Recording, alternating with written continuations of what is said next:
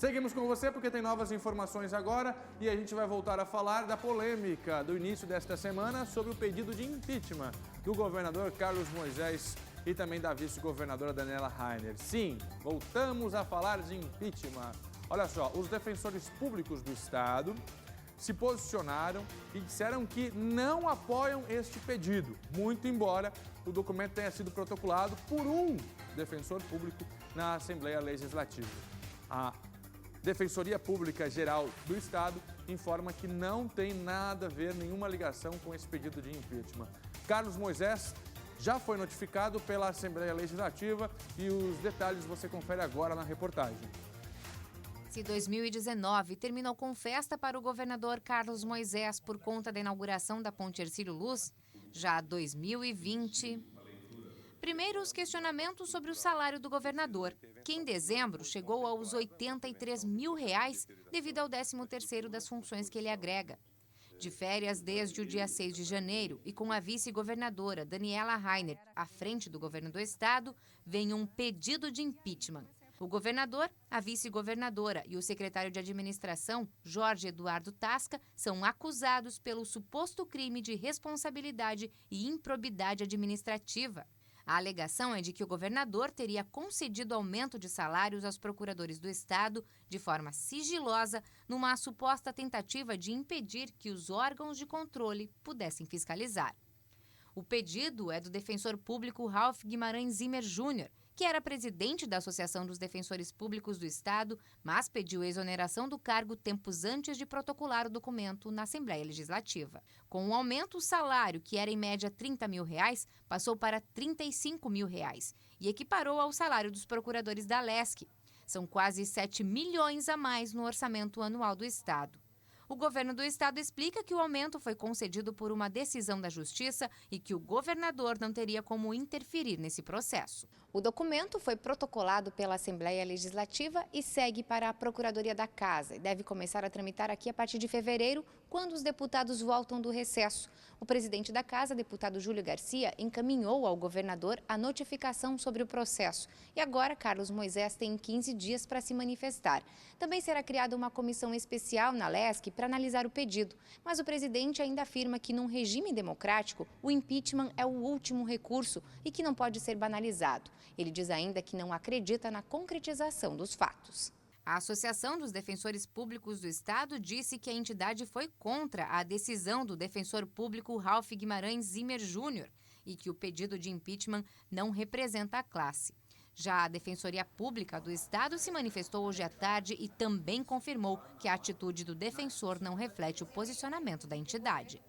A Defensoria Pública gostaria de deixar bem claro que esse pedido não foi realizado no exercício da função institucional do defensor público, que isso não reflete, jamais refletiu o posicionamento institucional e não foram utilizados também as estruturas da instituição para tanto. E a Defensoria Pública, por fim, gostaria de deixar esclarecido que ela confia nas instituições catarinenses, confia no trabalho do governo do Estado, assim como nas decisões tomadas pelo Tribunal de Justiça.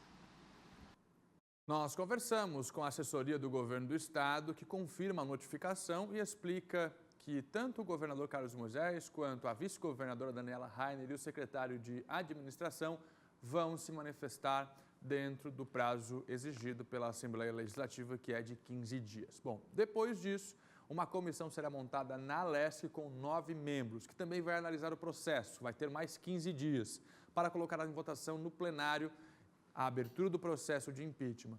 Serão necessários 2/3, cerca de 24 deputados, votando a favor para que ele caminhe para frente na Assembleia Legislativa. Vamos então discutir esse assunto aqui no estúdio, porque esse pedido de impeachment está gerando aí algumas interpretações. Por isso, nós vamos receber agora, aqui no SBT Meio Dia, o César Luiz Pasoldi, que está com a gente aqui.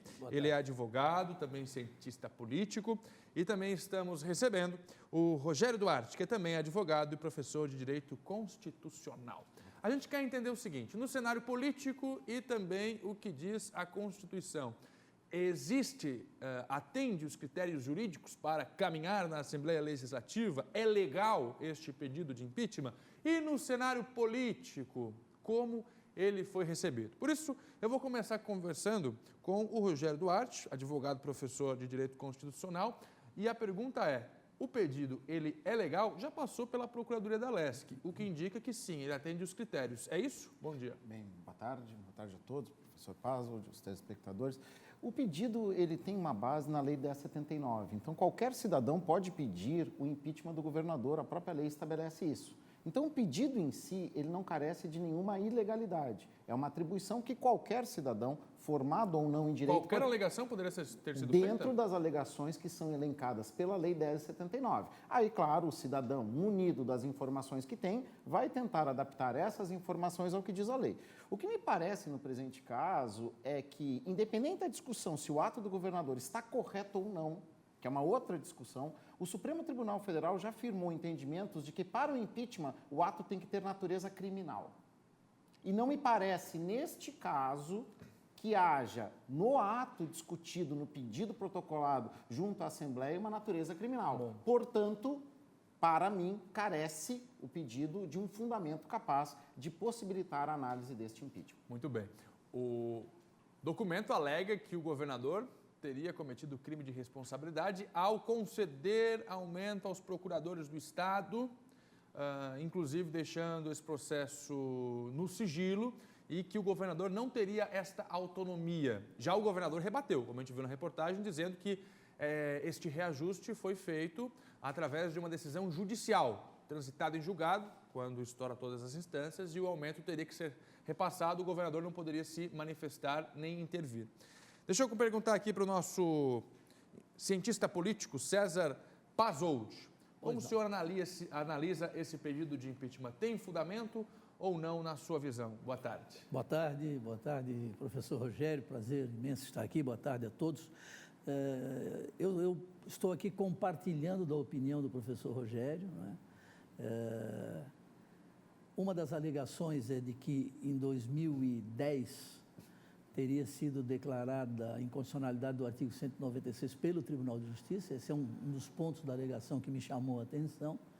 Não há registro nenhum, estávamos conversando aqui antes do programa, o professor Rogério e eu, que manipulamos essa Constituição constantemente. Salvo melhor juízo, não encontramos um registro dessa declaração de inconstitucionalidade. E há um ponto que eu acho que é incontroverso. O governador obedeceu uma determinação de decisão judicial. Não foi um ato que ele praticou deliberadamente e sem nenhuma motivação.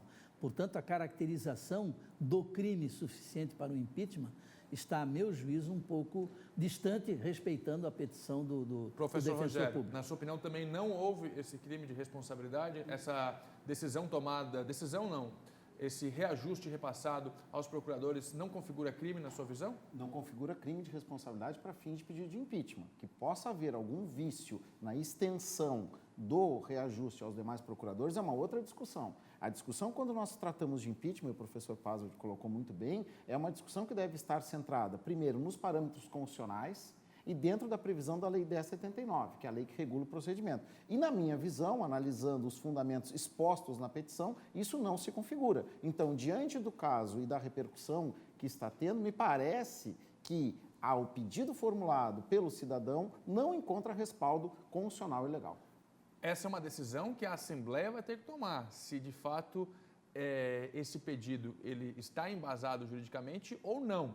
Os deputados, na sua opinião, professor, podem pensar de forma diferente? Eles podem discordar nesse quesito, se é crime ou não, a fim de votar esse pedido de impeachment? A impressão que eu estou tendo, acompanhando a imprensa de todos os tipos, falada, escrita, televisada, é de que alguns deputados que já se manifestaram, num número significativo, dizendo que o impeachment não teria cabimento, e num número razoável também, dizendo que sim, teria, ou que vão examinar. O papel deles é fazer um exame efetivo, né, do quanto há fundamento para que este processo seja processado lá. Admitir tem que admitir, o Rogério deve concordar comigo, não tem como não receber, protocolar e dar início. Agora, se vai redundar ou não no impeachment, a casa é política, mas o exame tem que ter fundamento jurídico.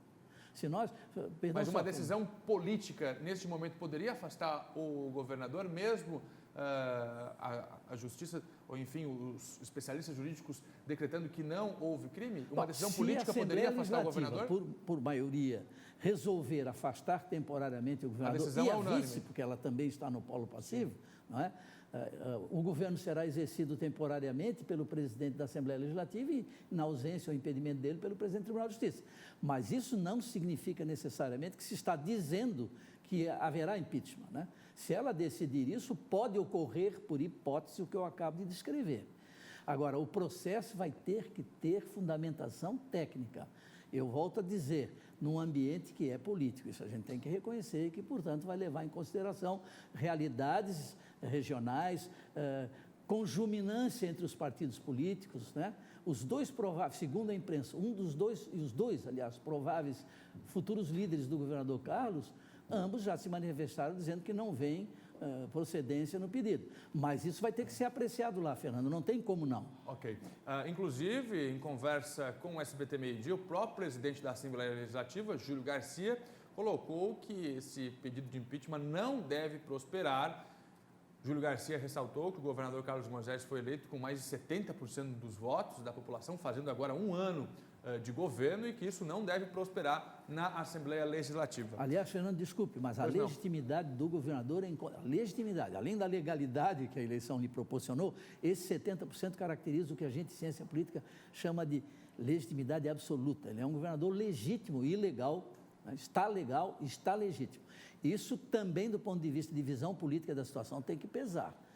Pode ser um tiro no pé, qualquer análise diferente da Assembleia Legislativa, professor Rogério? Eu acho que pode jogar o Estado numa insegurança jurídica. E como falou o presidente da Assembleia, o impeachment é o último recurso. O impeachment é para abusos reiterados. Não me parece haver isso no caso. E Santa Catarina tem mais problemas concretos do que debater esse impeachment. Ok. A decisão da Assembleia é unânime. O que decidido lá for será colocado em prática. Sim. A Justiça pode derrubar, por exemplo, uma decisão da Assembleia Legislativa? O Supremo tem entendimentos a partir dos casos do ex-presidente Collor e da ex-presidente Dilma de que o controle é apenas formal, não sobre o mérito. Então, a decisão sobre o mérito do recebimento do impeachment para futuro processamento compete à Assembleia. Muito bom. Então, a decisão é de fato da Assembleia Legislativa. Para fechar, última pergunta.